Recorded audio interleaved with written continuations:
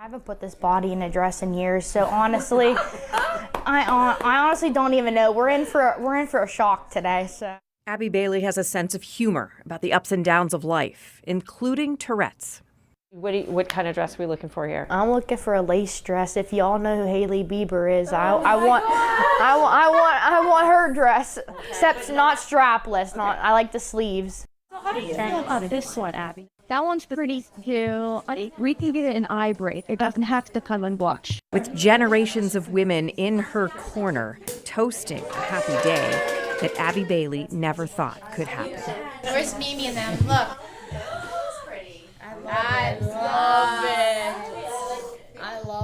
I love it too. Rewind to kindergarten graduation. About 8 seconds into the video her parents recorded, you see the tics start. The official diagnosis of Tourette's came at age 3.5. I knew like 3rd grade on, 5th grade I remember it a lot. But middle school is really where I started like having problems and where I started like noticing it being more prone in my life.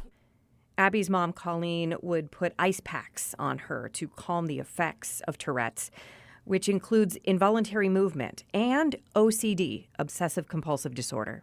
She would walk to the car, and she would walk 3 steps, do a twirl, touch the ground, walk 3 steps, twirl, touch the ground. And my husband would be like, okay, forget this. And he would just pick her up and just walk to the car.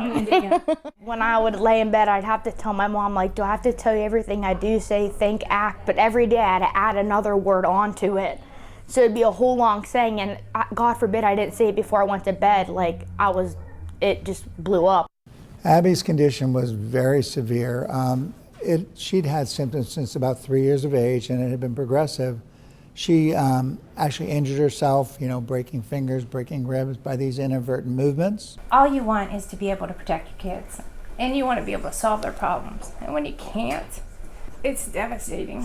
So all I did was, when I was younger, is research. Through all of that, Abby got her associate's degree in social work. What she truly wanted was her bachelor's. My Tourette's actually kept me from going to college. She landed a job as a case manager with Connective RX, working in the medical field. Oh, I was so happy. I couldn't even put it into words. So what I was going to school for, it's what I wanted my degree in, and I got the job, so I was so excited. And then when it was like taken away from me, it sucked. Her Tourette's, though, had advanced so much, she had to resign from her job. New Year's Eve 2024, Abby had to go to the hospital. It was sepsis. And I remember just being in the hospital, and I was like, it's time. Like, we were talking about it. And I kept pushing it off. I didn't want it, because in high school I was thinking about it, and I still didn't want it. You knew it was an option. Yes, I knew it was an option. That option? Deep brain stimulation, brain surgery, something the chair of AHN's Neurosciences Institute, Dr. Donald Whiting, tells me he's been performing for a quarter century on thousands of patients from all over the world. What it is where we put an electrode into a certain part of the brain that isn't functioning normally, and then we put electrical current, low voltage electrical current, into that area to get it to get back in sync with the rest of the brain rhythms. Okay, Abby, it's 4 a.m, day of the surgery. How do you feel? Awesome. Very nervous, but I'm excited to get it done with. Guys, I love you. She's giving me my Valium. We're at the surgical care center getting ready for brain surgery. Surgery number 2. Dr. Whiting says after the procedures to implant the electrode and then the pacemaker-like device, you don't just flip a switch to erase Tourette's.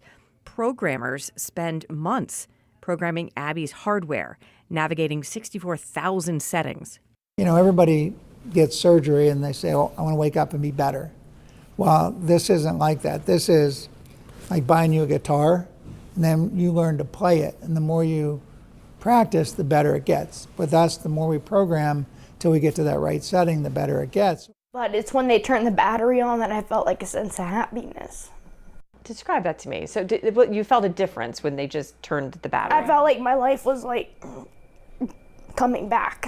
Like I was getting it back, so it was the next step.